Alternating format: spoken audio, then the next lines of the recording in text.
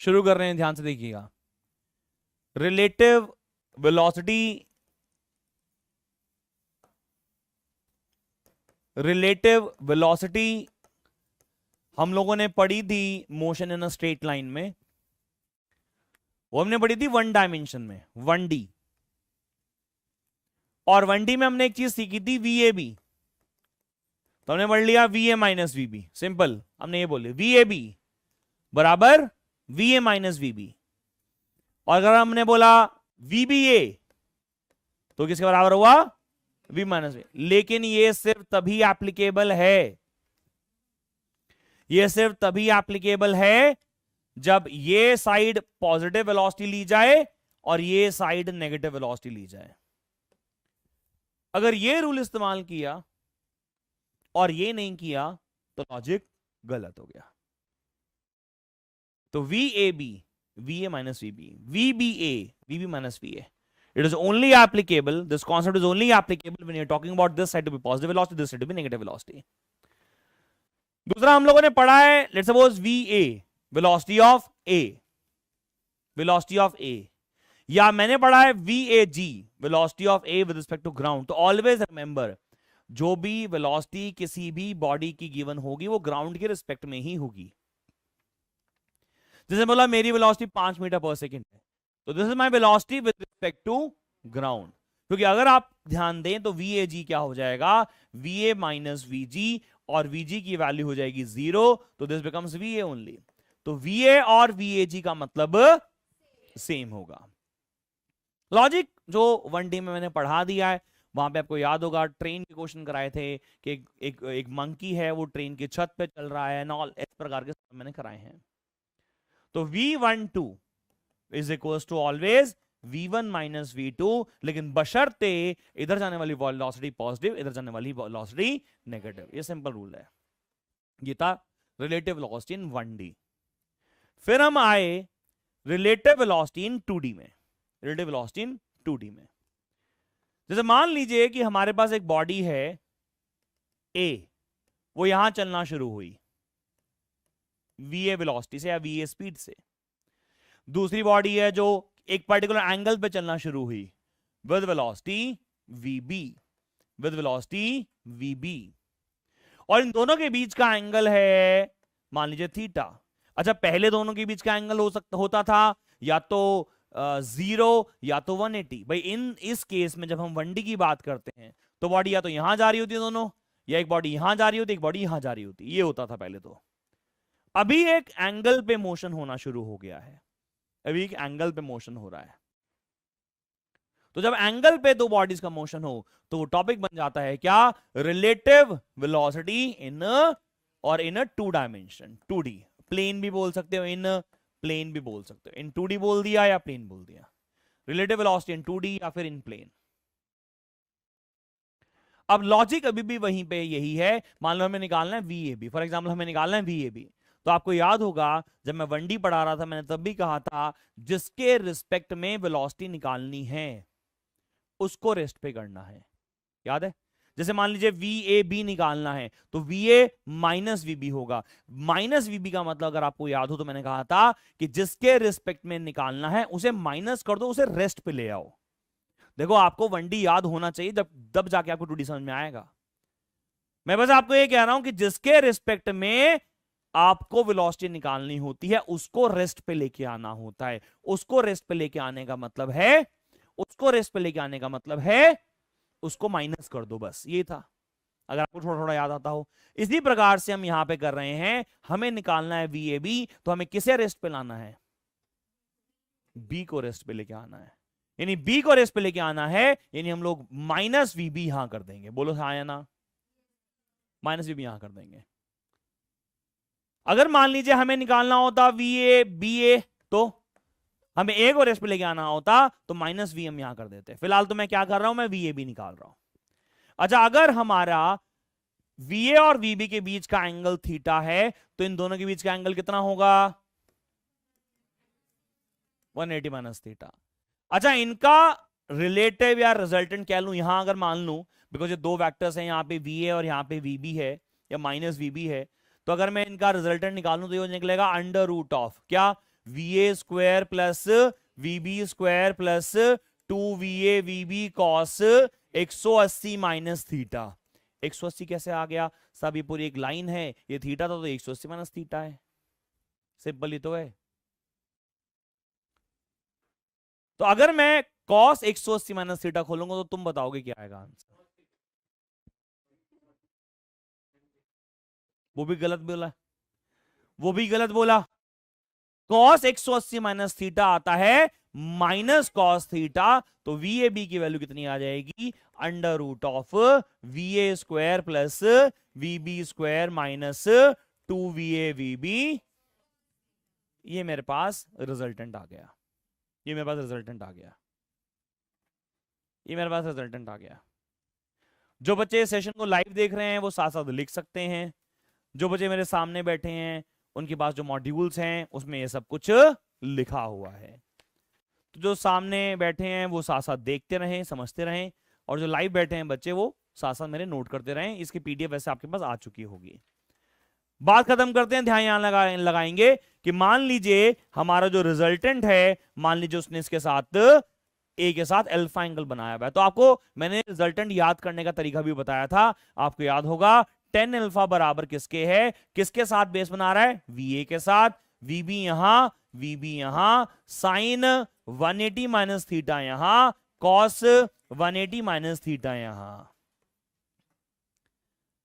तो ये हमारे पास रिजल्ट आ गया। अब साइन 180 माइनस थीटा जो होता है वो साइन थीटा ही होता है, तो VB साइन थीटा यहां आ गया, यहां गया VA minus of VB cos theta.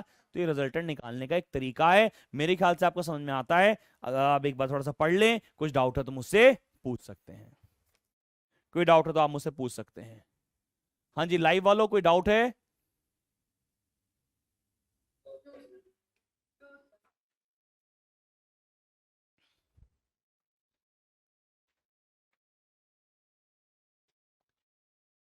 अच्छा, मान लो इसी के अंदर की मैं बात कर लेता हूं। मान लो कि ये जो दो वेक्टर्स हैं जो आपको दिखाई दे रहे हैं कि यहाँ पे V है, यहाँ पे VB है, इनके बीच में थीटा का वैल्यू जो है थीटा है, एंगल जो है थीटा है। अगर इनके बीच का एंगल 90 डिग्री हो जाए तो क्या होगा? मतलब एक वेक्टर यहां होगा, यानी एक वेक्टर यहां होगा और एक वेक्टर यहां होगा, इनके बीच का एंगल कितना हो जाएगा? 90 डिग्री हो जाएगा। तो अगर दो वेक्टर्स परपेंडिकुलर हैं, यानी कि एक बॉडी इधर जा रही है, एक बॉडी इधर जा रही है, तो जो रिलेटिव वेलोसिटी का फॉर्मूला होगा VAB, उसका फॉर्मूला हो जाएगा under root of VA square plus VB square plus 2VA VB cos of 90। और सबको पता है कॉस 90 कितना होता है, तो ये पूरा पैरामीटर खत्म हो जाएगा। तो आंसर क्या आएगा? VAB is equal to under root of VA square plus, अरे ये रिजल्ट है, याद करना है। अच्छा, इनका रिलेटिव मान लीजिए कहीं यहां पे आ गया, तो ये VAB आ गया, ये एंगल बच्चों अल्फा आ गया। तो अगर हम tan अल्फा निकालेंगे तो क्या आएगा? VB अपॉन में VA। हमेशा ध्यान रखना, it is always equal to vertical component upon में हॉरिजॉन्टल कंपोनेंट। भाई वर्टिकल में ये है, हॉरिजॉन्टल में ये है, तो VB डिवाइडेड बाय VA। ये मेरा आंसर आ गया, tan इनवर्स से आंसर निकाल देंगे। अब यहां ना बोल दो सारे बच्चे एक बार। कोई किसी को डाउट की दिक्कत परेशानी? हाँ जी, पक्का आगे चलें। चलो जी, तो अब पहला एक न्यूमेरिकल हम लोग कर रहे हैं, पहला एक न्यूमेरिकल हम लोग कर रहे हैं। आप लोगों के स्क्रीन पे मैं क्वेश्चन ले आया हूं, एंड आई होप आप लोगों को ये सवाल दिखाई दे रहा है सबको।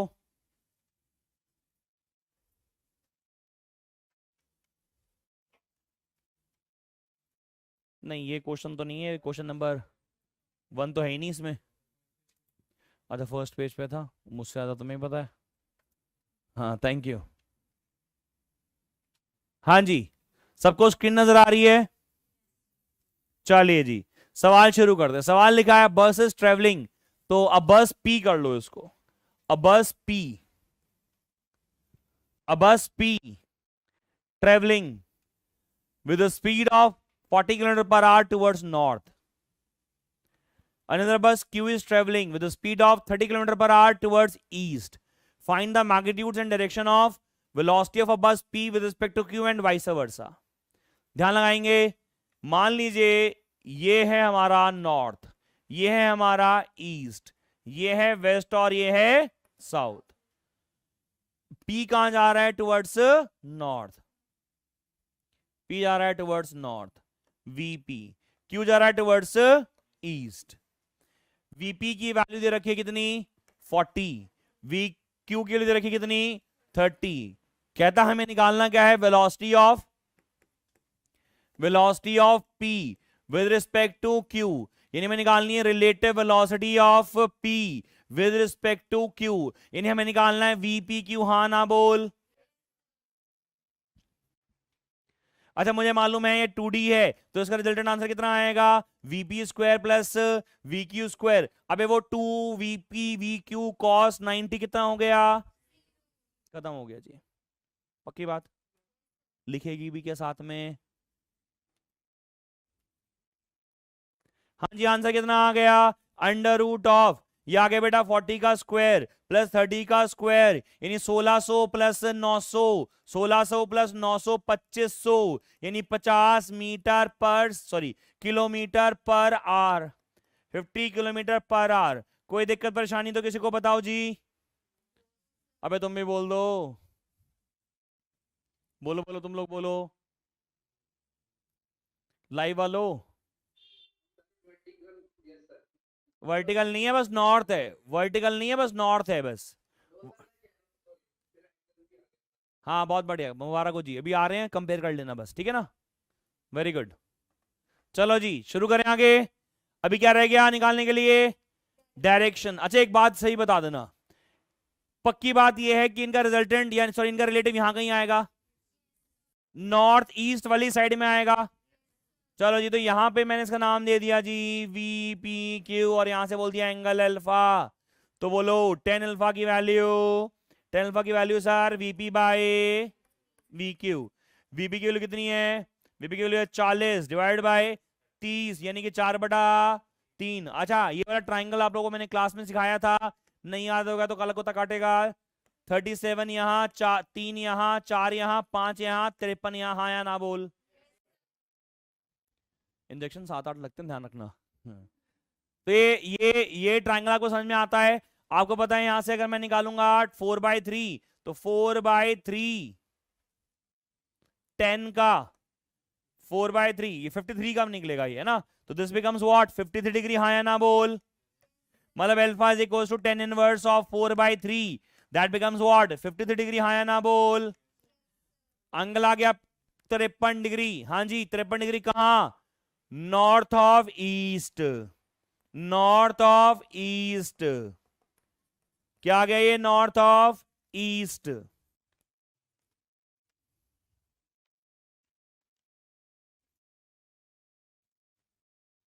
बोलो सही है क्या? चलो देखो, हो सकता है कि कभी मैं ये VP ले लूं और ये VQ ले लूं, उल्टा भी हो सकता है, कोई फर्क नहीं पड़ता। इसी में एक पार्ट और रह गया अभी हमारे लिए।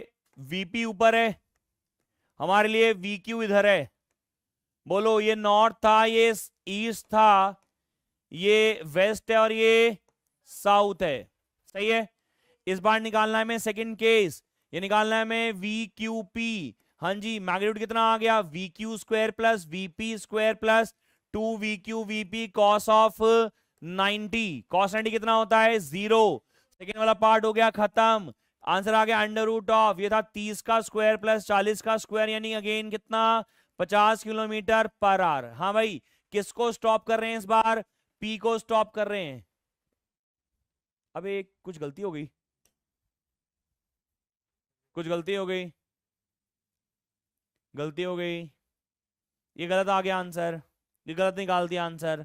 गलत क्यों निकाला? देखो, क्योंकि मुझे निकालना था माइनस करके, बिकॉज ये रिलेटिव है, तो ये गलत है जी। एक काम करता हूं, मैं डायग्राम दोबारा बना रहा हूं, पीछे जाना वापस सारे, मैं डायग्राम दोबारा बना रहा हूं।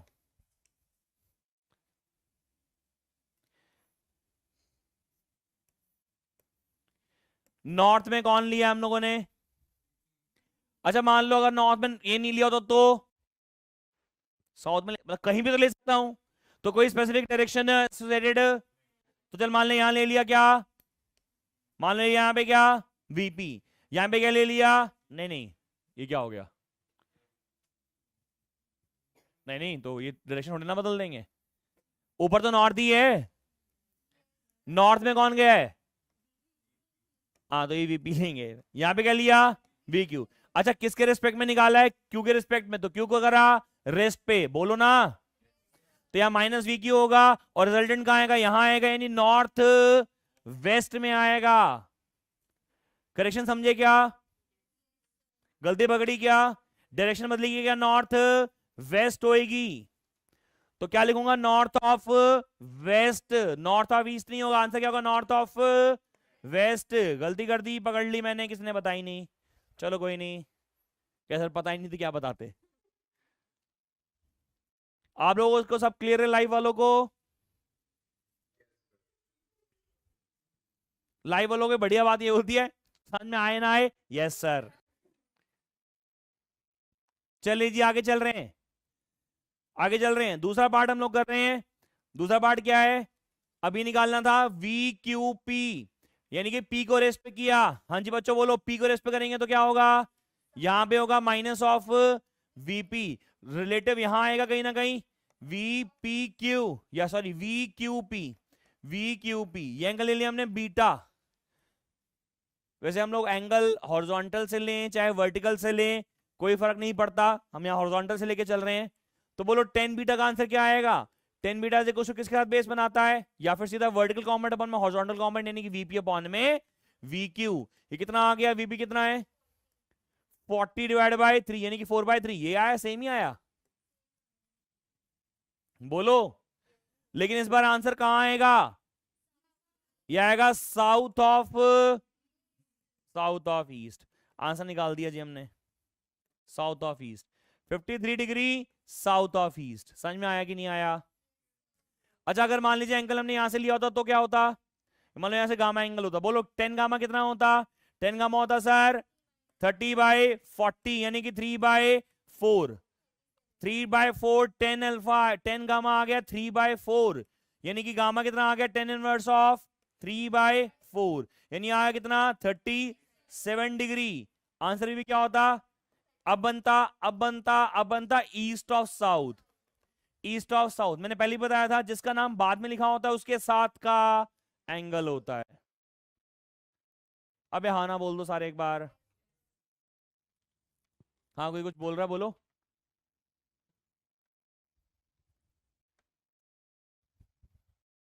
आगे चलें।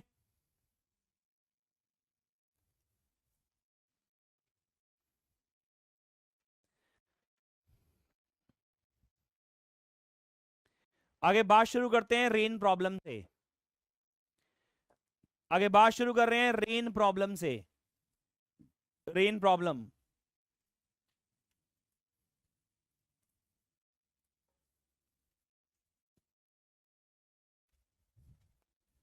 लॉजिक है क्या? रेन प्रॉब्लम, रेन प्रॉब्लम दो प्रकार की होती हैं। बारिश पड़ रही है, दो प्रकार की प्रॉब्लम्स निकलती हैं यहां से। देखो, एक रूल तो बना लो कि बारिश हमेशा वर्टिकल डाउनवर्ड फॉल करती है, यानी बारिश पहले फ्रेम बना लिया है कैसे, और बारिश बोल दिया ऐसे फॉल करेगी। वी आर फ्रेम बना देना ऐसे, क्रॉसफायर, और रेन ऐसे फॉल करा देना।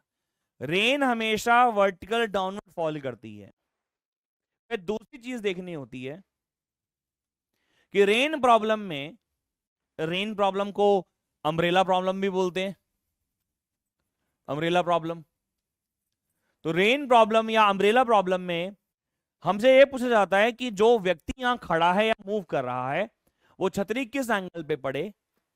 भाई आपने अपने आप भी महसूस किया होगा कभी ना कभी, जब कभी आप, क्या महसूस किया होगा कह रहा हाँ यस सर बोलना तो है, कि कभी आप बारिश में चलना शुरू करें। तो जैसे मान लीजिए बारिश ऐसे आ रही है और आप ऐसे आगे चल रहे हैं, तो जब आप छतरी आपने ऐसे पकड़ रखी है तो थोड़ा आगे करके चलना पड़ता है, आगे चलना पड़ता है या पीछे करना पड़ता है? आगे या पीछे? आगे, आगे, आगे करना होता है। अच्छा, कभी स्कूटी चलाई हो, साइकिल चलाई हो और बारिश पड़ रही हो, तो बारिश सामने से आ रही होती है, तो ये रिलेटिव मोशन का रेफरेंस है, बिकॉज बारिश तो सीधी ही पड़ेगी। मैंने कहा रिलेटिव मोशन पढ़ते हुए रेन प्रॉब्लम करते हुए दो चीजें देखी जाती है, या तो आप चल रहे होते हैं आप चल रहे हैं, आप भाग रहे हैं, या आंटी साइकिल चला रही है। आप अगर अपने बुकलेट में भी देखोगे तो मैंने डायग्राम में आंटी बनाई है, एक खूबसूरत से एक लड़की है, छतरी लेके चल रही है, साइकिल चला रही है बारिश में, छतरी पकड़ रखी है, थम जा, खड़ी हो जा, साइड में रुक जा, नहीं, चल रही है वो। रेन प्रॉब्लम में दो चीजें होती हैं, या तो आप खुद चल रहे हो, जैसे कि यह प्रॉब्लम मैंने बोला कि जब मैं वॉक करता हूं तो बारिश सीधा नहीं पड़ती, आगे से पड़ती है, तो छतरी थोड़ा आगे झुकानी पड़ती है, या फिर विंड चल रही होती है, हवा चल रही होती है, दो चीजें चलती हैं। रेन प्रॉब्लम में there are two category of question, there are two category of problems. पहला, विंड इज ब्लोइंग, एंड दूसरा, observer is moving. Observer is moving कि साहब हमारा ऑब्जर्वर ही मूव कर रहा है, दो सिचुएशंस होती हैं। तो ध्यान रखना, अगर विंड ब्लो कर रही है, हवा चल रही है, तो आपको निकालना होता है हमेशा रिजल्टेंट, ट्राइंगल लॉ या पैरेललोग्राम लॉ से। और अगर आप खुद चल रहे हैं, ऑब्जर्वर मूव कर रहा है, तो क्वेश्चन बन जाता है रिलेटिव का। रिलेटिव का मतलब आपको ऐसे माइनस करके सॉल्व करना पड़ेगा, याद रहेगा क्या? तो रेन प्रॉब्लम दो प्रकार से होंगी। बारिश तो सीधी ही पड़ेगी, भगवान ने कभी नहीं कहा कि एंगल पे मारूंगा आज कि आप कमरे के अंदर जानी चाहिए बारिश इसके, वो या तो विंड की वजह से ऐसे होती है, एंगल पे आती है, और या तो मैं खुद चल रहा होता हूं उसकी वजह से आती है, जिस वजह से दो प्रॉब्लम बन जाती है। अब जब दो प्रॉब्लम ये बनी, जब ये दो प्रॉब्लम बनी, तो अगर तो विंड की वजह से है तो रिजल्टेंट निकालूंगा, और अगर ऑब्जर्वर मूव कर रहा है तो मैं रिलेटिव निकालूंगा। समझ में आ गया प्रॉब्लम? अब आपके पैकेजेस का पेज नंबर 3 सॉल्व करेंगे, नहीं 3 नहीं, प्रॉब्लम नंबर 3 सॉल्व करेंगे, प्रॉब्लम नंबर 3 सॉल्व करेंगे, 3 बोल रहा हूं, 3 सॉल्व करेंगे ना, प्रॉब्लम नंबर 3 सॉल्व करेंगे। आपकी स्क्रीन पे प्रॉब्लम दिखाई दे रहा है, पढ़ें। ऑन अ रेनी डे, बरसात के दिन, शायरी रहना नहीं कर रहा मैं, यहां पे क्वेश्चन पढ़ रहा हूं बस। कहता on a rainy day, rain is falling vertically downward with the speed of 30 metre per second. सारे बच्चे एक ग्राफ बनाएंगे, रेफरेंस लाइन बना लेंगे कि साहब रेन तो वर्टिकल डाउनवर्ड ऐसे फॉल करेगी, वी आर कितना 30 मीटर पर सेकेंड, सही है ना? दूसरा बोला है बॉय स्टैंडिंग ऑन ग्राउंड, लौटा खड़ा हुआ है सब, वुमेन होती तो ये भाग रही होती, हे वुमनिया सुना है ना, तो ये वो भाग रही होती है, वो भागी रही होती है वो। तो boy standing on a ground, wind start flowing, हाँ भाई हवा चल गई, रिजल्टेंट का क्वेश्चन है रिलेटिव का क्वेश्चन है? रिजल्टेंट का क्वेश्चन है। चलो जी, विंड चल गई, कहां चल गई wind? Wind start flowing with the speed of 10 metre per second west to east. तो मान लीजिए यहां पे मान लीजिए वेस्ट है और यहां पे ईस्ट है, तो विंड कहां से चल रही है? वेस्ट टू ईस्ट, यानी कि यहां, सही है? वेलोसिटी ऑफ विंड कितनी है? 10 मीटर पर सेकेंड, सही है क्या? तब आप खुद ही दिमाग लगा लो, खुद ही दिमाग लगा लो। बारिश ऐसे बढ़ रही है और हवा ऐसे चल रही है, तो अगर आप ऐसे खड़े हुए हो तो छतरी आप ऐसे पकड़ोगे ना, बिकॉज सामने से आएगी आपके। बोलो, हवा ऐसे चल रही है, आप यहां खड़े हुए हो, देख रहे हो आप ये खड़े हुए हो, मतलब कुछ भी बना दिया टाइम। तो बोलता कि छतरी किस एंगल पे पकड़ू। सवाल क्या पूछा हुआ है? In what direction he should hold umbrella to protect him from the rain. सबसे पहले मुझे एक बात बता दो, ये तो खैर नहीं पूछा हुआ लेकिन फिर भी मैं निकाल रहा हूं, what is the resultant speed of a rain या resultant velocity of rain? Resultant निकाल देंगे, यहां पे निकलेगा नहीं निकलेगा? बोलो। तो वी आर एस लगा देता हूं, तो मैं लिखता हूं सबसे पहले, आप लिख लीजिए, इज एन, थैंक यू बेटा, अब बोल resultant velocity of, resultant velocity of rain. तो आंसर कितना आ गया? v resultant is equal to under root of, ये आ गया V R square plus V W square, V R square plus V W square is equal to क्या आ गया? अंडर रूट ऑफ, ये आ गया 30 का स्क्वायर प्लस 10 का स्क्वायर, यानी कि 900 प्लस 100, यानी कि 10 रूट 10 मीटर पर सेकेंड। अच्छा, मैंने शायद आपको पहले भी कहा था, रूट 10 जो होता है वो 3.1 होता है ना, 3. एक्चुअली राउंड ऑफ है ये वैल्यू, पर चलो ठीक है, 10 रूट 10 हमारा आंसर आ गया, 10 रूट 10 हमारा आंसर आ गया। रूट 10 की वैल्यू और प्रिसाइसली डालोगे तो 3.16 कुछ आती है, तो इसका आंसर आ जाएगा 31.62 मीटर पर सेकेंड। ऑल्दो ये कैलकुलेट करने के लिए नहीं बोला गया, हमें नहीं बोला कि ये कैलकुलेट करो, बट हम अपनी नॉलेज के लिए से कैलकुलेट कर रहे हैं, क्योंकि समझ में आया कि सब रिजल्टेंट ही है। अच्छा रिजल्टेंट ही है तो इसका एंगल यहां से ले लेता हूं, ये यहां वाला एंगल, ये वाला ले लेता हूं, ये वाला। तो इस एंगल पे पड़ रही है, तो बोलो व्हाट इज tan अल्फा, या direction of resultant velocity, direction of resultant velocity of rain. बको कितना आएगा, मतलब सॉरी बोलो बेटा, बोलो बेटा। tan alpha is equals to vertical component, vertical component है VR डिवाइडेड बाय VW, यानी कि 30 बाय यानी कि 3 आ गया। ये एक काम करो, ये नहीं निकालते, रुको, ये नहीं निकालते, एक काम करते हैं, ये वाला एंगल निकालते हैं, ये वाला एंगल निकाल लेते हैं, ये वाला एंगल निकालते हैं अल्फा। हाँ जी अब बताओ tan अल्फा क्या आएगा इस बार, इस बार आएगा VW डिवाइडेड बाय, यानी कितना आएगा 10 बाय यानी कि 1/3, 1/3 आ गया। 1/3 कितना होता है, 0.33, 0.333, 0.34 आ जाएगा, बार लगा देंगे तो अल्फा कितना आ गया, अल्फा आ गया tan इनवर्स ऑफ 0.33, और इसको अगर मैं सॉल्व कर लूंगा तो ये लगभग 18.4 डिग्री के आसपास आंसर आएगा, 18.4 डिग्री के पास आंसर आएगा। अब लॉजिक समझना मैं क्या कह रहा हूं, इसका मतलब है बारिश ऐसे पड़ेगी, ऐसे बारिश ऐसे पड़ेगी, तो जो अम्ब्रेला है, तो वो जो अम्ब्रेला है वो कैसे पकड़े, अम्ब्रेला पकड़े इस एंगल पे, बोलो ना इस एंगल पे, और उसका एंगल वर्टिकल से कितना होगा 18 पॉइंट, समझ में आ रहा है क्या। तो मैंने ये एंगल क्यों निकलवा दिया काट के, बिकॉज मुझे देखना है कि छतरी को कितना इंक्लाइन करूंगा वर्टिकल से। कि साहब छतरी ऐसे पकड़ रखी थी सीधी, भाई टेंडेंसी है बारिश में खड़े हो तो छतरी ऐसे पकड़ोगे, फिर हमने कहा बेंड कर लो, कितना लगभग 20 डिग्री, कितना 20 डिग्री आ गया ना, लगभग 18.4, कि साहब लगभग 20 डिग्री बेंड कर लो, और जब आप 10 मीटर पर सेकंड से चलोगे तो आप भीगोगे नहीं। तो to protect himself from a rain he should hold his umbrella with a speed of with the angle of 18.40, and he's not moving, he's not moving, he's standing। हवा चल रही है, हवा चल रही है तो कितने एंगल पे हो, इतने एंगल पे हो, सही है।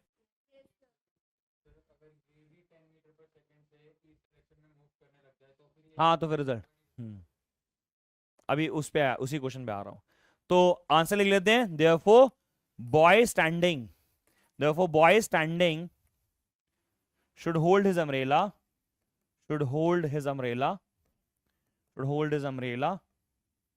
at angle of 18.4 degree with vertical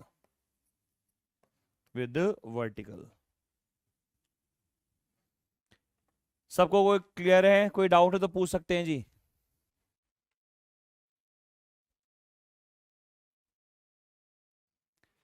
तो अगर बारिश हो रही है और हवा चल रही है तो रिजल्टेंट निकालते हैं, और अगर बारिश हो रही है और हम भी चल पड़े तो क्या निकलेगा। चलो अगला सवाल उसी पे है, अगला क्वेश्चन देखो आपकी स्क्रीन पे लिखा है, प्रॉब्लम नंबर 4, ध्यान से पढ़ेंगे इसको। लिखा rain is falling vertically downward with the speed of 30 metre per second. A woman rides a bicycle with the speed of 10 metre per second in a north to south. अच्छा north to south बोल दिया तो मेरे लिए यहां let suppose ये मेरा vertical direction होगा ना, ऐसे बोलो। तो रेन तो है, कैसे फॉल करेगी हमेशा वर्टिकली, कितना स्पीड दे रखा है इसका 30 मीटर पर सेकेंड। तो ये हमारा साउथ ले लिया और ये हमने नॉर्थ ले लिया। अब वुमेन कहां से कहां जा रही है बताओ, यानी वो जा रही है नॉर्थ से साउथ, यानी कि यहां। तो स्पीड ऑफ वुमेन क्या दे रखी है यहां पे 10 मीटर पर सेकेंड। अभी तो डायग्रामेटिकली तो सब कुछ क्लियर है, सही है ना। अब क्या निकालने के लिए बोला, what is the relative velocity of rain with respect to women. वैसे logically velocity of rain with respect to women logically VR minus VM ही होगा, मैथमेटिकली तो नहीं, मतलब सिंबॉलिकली तो यही होगा। लेकिन हमें मालूम है VRW किसके बराबर होगा, under root of VR square plus VW square plus 2VR VW cos 90। cos 90 खत्म हो जाएगा, बोलो हाँ या ना। तो ये कितना आ गया, ये आ गया अंडर रूट ऑफ 30 का स्क्वायर प्लस 10 का स्क्वायर, वही 10√10 आंसर आ गया। बोलो, ये मेरा आंसर आ गया। तो पहला पार्ट तो करने में कोई मुश्किल नहीं थी। व्हाट, अब ये तो आ गया, what is the relative velocity of rain with respect to women. अब जो सेकंड पार्ट है उसके लिए मुझे सब कुछ पढ़ाना पड़ता है। ये अभी कह रहा, बताओ what is the direction in which she should hold her umbrella to protect herself from rain. उसे अपने आप को बारिश से बचाना है तो कितने एंगल पे छतरी पकड़े। सबसे पहले ये रिलेटिव का क्वेश्चन है, और रिलेटिव के क्वेश्चन में जिसके रिस्पेक्ट में निकालना है उसको हमेशा क्या कर दो। अब देखो ये चीज समझो जो मैं कह रहा हूं, जब हमें रिजल्टेंट निकालना था तो हमने कहीं पे रेस्ट पे करने की कोई जरूरत नहीं समझी, सीधा रिजल्टेंट निकाल दिया यहां पे। लेकिन अगर मुझे रिलेटिव का क्वेश्चन दे रखा हो तो मुझे जिसके रिस्पेक्ट में निकालना है उसको क्या करना है, रेस्ट पे। इसका मतलब मेरे को VW यहां लिखना पड़ेगा क्या माइनस का? नहीं समझ में आया यार। अगर रिजल्टेंट का क्वेश्चन होता तो आंसर यहां आता ऐसे, लेकिन ये किसा क्वेश्चन है, रिलेटिव का, तो आंसर कहां आएगा, यहां आएगा। आप बोलो ना, पक्की बात। तो यहां पे ये VRW है, यहां पे ये VRW है, ये VRW है। VW हमने मैग्नीट्यूड निकाल दिया, एंगल निकालना है। अब बारिश ऐसे बढ़ रही है तो मतलब छतरी भी तो ऐसे पकड़ेगी। वर्टिकल से एंगल चाहिए ये वाला अल्फा, तो एंगल ये भी एंगल क्या होगा, अल्फा। तो बोलो 10 अल्फा कितना आएगा, वर्टिकल कंपोनेंट कौन सा है इसके लिए, 10 अल्फा करिए तो ये VW है इसका, और ये क्या है, VR है। तो क्या आएगा, VW अपॉन में VR। VW कितना है, 10 डिवाइड बाय 30, 1/3। सेम आंसर आ गया, लेकिन लॉजिक क्या अलग है ना। अल्फा कितना आ गया, 0.33 का इनवर्स यानी कि 18.4 degree with vertical.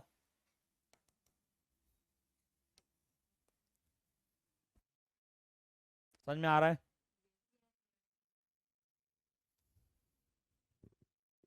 Rain problem clear है, with vertical, with vertical. Vertical से 18.4 डिग्री है कि नहीं अल्फा, तो ये मेरा आंसर आ गया।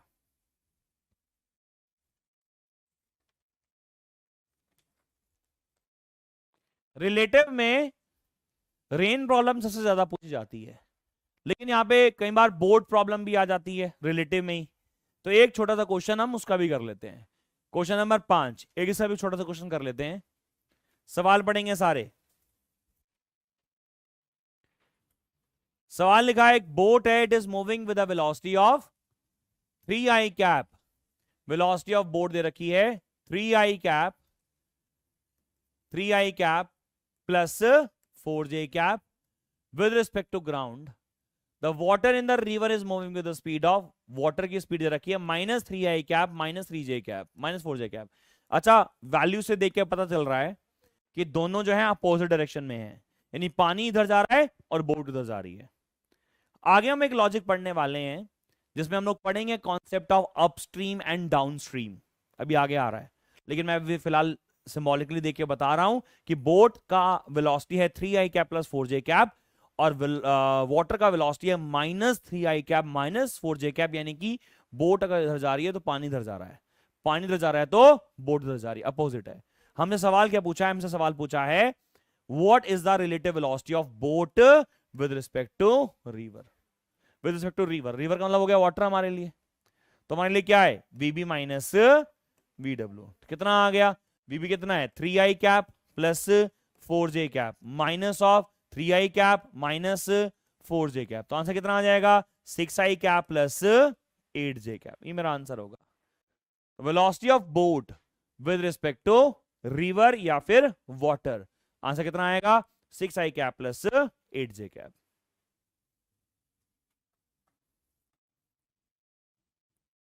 सही है क्या? चलो, आपके हैंडआउट में पेज नंबर 9 और पेज नंबर 10 पे दो प्रॉब्लम्स हैं, प्रॉब्लम नंबर 6 और प्रॉब्लम नंबर 7। ये आपका होमवर्क है, प्रॉब्लम नंबर 6 और प्रॉब्लम नंबर 7। जो बच्चे लाइव पढ़ रहे हैं उनके पास ये हैंडआउट जरूर PDF व्हाट्सएप पे आ गया होगा, तो जरूर देख लेंगे अपने आप, जरूर करेंगे क्वेश्चन को। आगे हम लोग सॉल्व कर रहे हैं रिवर प्रॉब्लम।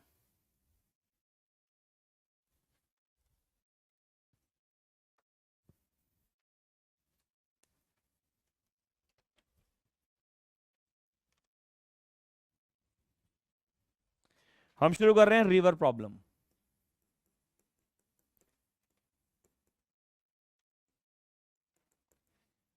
हमने दो पार्ट में आज की क्लास को डिवाइड किया है। एक था रेन प्रॉब्लम जो हमने किया कि कितने एंगल पे छाता पकड़ना चाहिए, अम्ब्रेला प्रॉब्लम जिसको हम लोग बोलते हैं। अब पढ़ रहे हैं रिवर प्रॉब्लम। रिवर प्रॉब्लम भी तीन प्रकार की होती है। मान लीजिए रिवर है, ये रिवर की अपने कुछ ना कुछ स्पीड है, ये है वी आर, रिवर की अपने कुछ ना कुछ स्पीड है। अब मान लीजिए हम इसमें स्विम कर रहे हैं, चाहे बोट चला रहे हैं, कुछ भी हो सकता है, रिवर प्रॉब्लम बोलो, बोट प्रॉब्लम बोलो, कुछ भी हो सकता है। मान लीजिए हम लोग स्विम कर रहे हैं इस डायरेक्शन में, इस डायरेक्शन में, वेलोसिटी ऑफ स्विमर या वेलोसिटी ऑफ बोट, कुछ भी हो सकता है। तो जब हम रिवर के सेम डायरेक्शन में फ्लो कर रहे होते हैं, स्विम कर रहे होते हैं, हम लोग उसको केस को बोलते हैं डाउन स्ट्रीम। क्या वर्ड यूज कर रहा हूं? Down stream.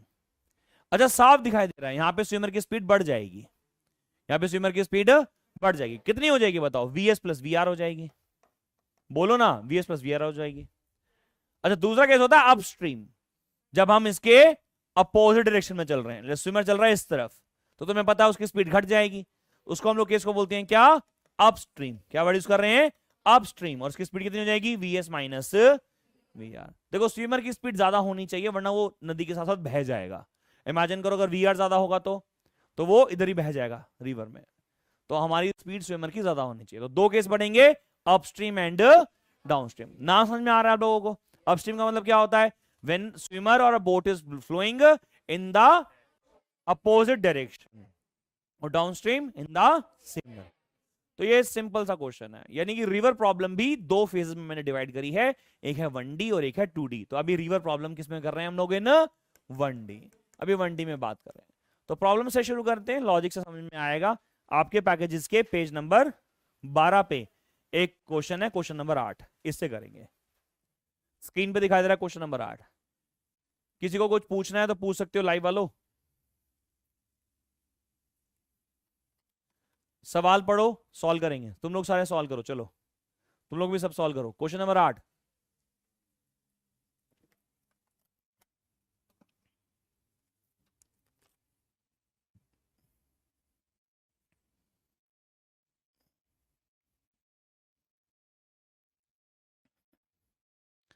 इसमें लिखा है एक मोटर बोट है that covers a distance between two spots on a river 8 hours and 12 hours downstream and upstream respectively. Find the time required by the boat to cover the distance in a still water. ध्यान देंगे सारे। देखो, मान लीजिए एक river है और river की जो स्पीड है वो हमने मान ली कितनी? VR। रिवर की स्पीड हमने मान ली VR। अब मान लीजिए यहां पे एक स्पॉट है। स्पॉट का मतलब एक पॉइंट है जिसको हम लोगों को क्रॉस करना है। मान लीजिए पॉइंट है ये वाला, हम यहां से चलते हुए आ रहे हैं। मैं स्विमर ही बना लेता हूं, बोट बना लूं। बोट है ना, ये बोट है, तो ये बोट बना ली मैंने। एक बार बोट यहां से यहां आ रही है, एक बार बोट यहां से यहां आ रही है, ये बोट बना दी। तो जब बोट यहां से यहां जा रही है ऐसे, उसको बोलने वाले डाउनस्ट्रीम या अपस्ट्रीम? जब यहां से यहां जा रही है तो डाउनस्ट्रीम है ना, डाउनस्ट्रीम। और यहां से आ रही है तो लॉजिक है। अच्छा, डाउनस्ट्रीम में टाइम ज्यादा लगेगा, अपस्ट्रीम में टाइम ज्यादा लगेगा? तो उसको अगेंस्ट में जाना पड़ता है। अच्छा, यहां से यहां डिस्टेंस x मान लिया, तो आपको ये डिस्टेंस भी हमने क्या लेना पड़ेगा? x लेना पड़ेगा। इक्वल डिस्टेंस मान के चल रहे हैं। अपस्ट्रीम में कितना टाइम लग रहा है? ज्यादा। डाउनस्ट्रीम में तो यहां पे जो 8 R है और यहां पे 8 R है और यहां पे ये 12 R है, तो 8 R पक्का होगा अपस्ट्रीम, सॉरी डाउनस्ट्रीम का टाइम, है ना। और 12 R जो होगा वो होगा, लॉजिक समझ में आ गया? वो लैंग्वेज थोड़ी सी कंफ्यूजिंग थी तो अपने आप से तोड़ लिया। फॉर अपस्ट्रीम, ध्यान लगाएंगे सारे, for upstream time taken will be 8, है ना। टाइम टेकन 8 है, 8 R है, और इसका फॉर्मूला होगा डिस्टेंस अपॉन में वेलोसिटी है। टाइम का फॉर्मूला डिस्टेंस अपॉन में वेलोसिटी है, स्पीड। तो कितना होगा? V R minus, sorry V B minus V R. Upstream में टाइम 12 है, अपस्ट्रीम में 12 है, और अपस्ट्रीम में स्पीड कितनी है? VB minus V R. यहां पे डाउनस्ट्रीम में स्पीड कितनी है? वीबी प्लस, तो टाइम कितना है इसका? 12, और ये इक्वेशन आ गया। तो यहां से वीबी माइनस वी आर कितना आ गया? ये आ गया, वी माइनस वी आर कितना आ गया? x अपॉन में 12। Equation number 1। सिमिलरली डाउनस्ट्रीम की कैलकुलेशन करें तो फॉर डाउनस्ट्रीम क्या बनेगा बोलो, टाइम टेकन की value I T is equal to 8 is equal to x upon में वीबी प्लस, यानी वीबी प्लस वीआर कितना आ गया, x divided by 8। Equation number 2। ये तो वैसे आपकी बुकलेट में लिखा हुआ था लेकिन आपने समझ भी लिया है। इसमें किसी को डाउट है तो पूछे, पक्का? आखिरी वाले पीछे पक्का? चलो अब हमें क्या निकालने के लिए बोला, तुम बताओ शाश्वत। बोला find the time required by the boat to cover the distance in a still water, यानी पहले बोट की स्पीड निकालो। अभी तो अपस्ट्रीम डाउनस्ट्रीम इसलिए निकाल रहे हैं बिकॉज रिवर भी फ्लो कर रही है। जब रिवर फ्लो ना करे तो वी आर 0 हो जाएगा, लेकिन उसके लिए हमें क्या चाहिए होगा, वीबी तो चाहिए होगा। तो हमें क्या चाहिए सबसे पहले, वीबी। एक काम करो, सबसे पहले वीबी निकालो, बस ऐसा समझ लो, कैलकुलेट वीबी। क्या करो, ऐड कर दो दोनों को, एडिंग 1 and 2, एडिंग 1 and 2। हाँ बच्चों ऐड किया, तो ऐड किया तो साफ दिखाई दे रहा है वी आर से वी आर तो कैंसिल आउट हो जाएगा। क्या बनेगा, twice of VB is equal to x by 12 plus x by 8, ये हो गया 96, ये हो गया 20x, सही है, यानी 10x बाय 48, यानी वीबी की वैल्यू कितनी आ गई, 10x divided by 96। Velocity of boat आ गई 10x डिवाइडेड बाय 96। अब वो कह रहा है कि मान लो स्टिल वाटर होता तो टाइम कितना लगता।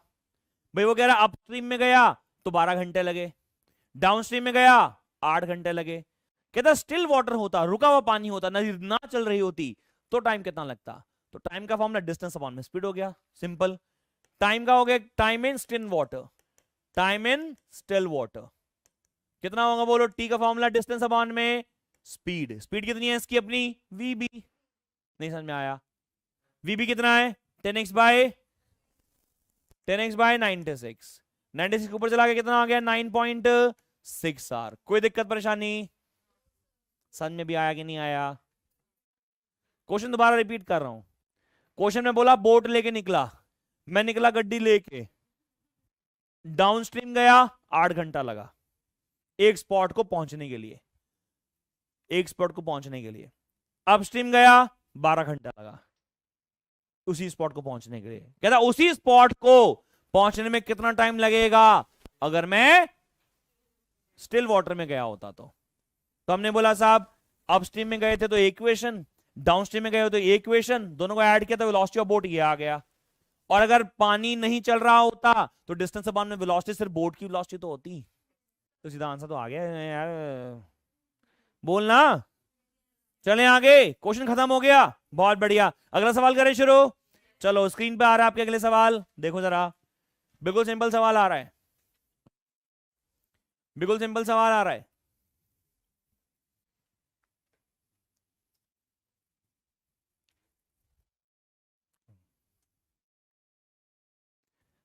सवाल है, a man swims in a river with a speed against water at a rate of 15 kilometer per hour and 5 kilometer with and against, with and against। एक बार चल रहा है 15 से, एक बार चल रहा है 5 से, तो 5 से तो होगा अपस्ट्रीम में और अगेंस्ट में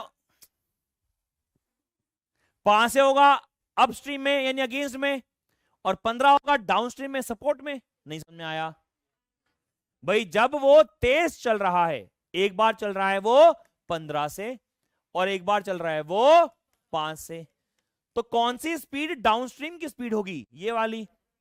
भाई ये डाउनस्ट्रीम की स्पीड होगी, इसका मतलब ये कितना होगा, ये वीबी प्लस वी आर है, और ये स्पीड कम है तो ये वीबी माइनस। नहीं समझ में आया। अबे अपस्ट्रीम में स्पीड क्या होती है, कम, और डाउनस्ट्रीम में स्पीड क्या होती है, तो भाई ज्यादा वाली अपस्ट्रीम हो गई, नहीं सॉरी ज्यादा वाली डाउनस्ट्रीम हो गई और कम वाली। समझ में आ गया। हमसे बोला कि यार स्पीड ऑफ मैन, अच्छा मैन है, ये बोट लिख दिया मैंने से, चलो एक ही बात है, ये स्विमर होगा इस बार, है ना, क्योंकि पिछली बार तो हमने इसको बोट लिखा था।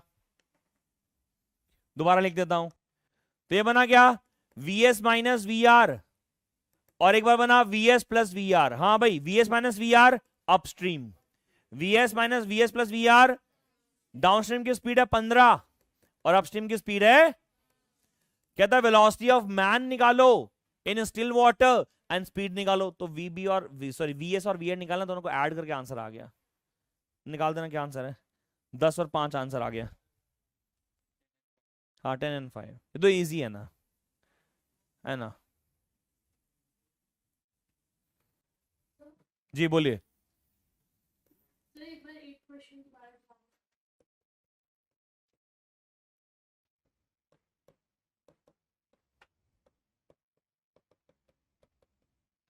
ये आ गया ये, और वी आर आ गया 5 किलोमीटर पर आवर। ये हमारा हुआ क्वेश्चन नंबर 9 कंप्लीट। कर लोगे ना अपने आप। ये क्वेश्चन नंबर 8 देख लो जिसको देखना है।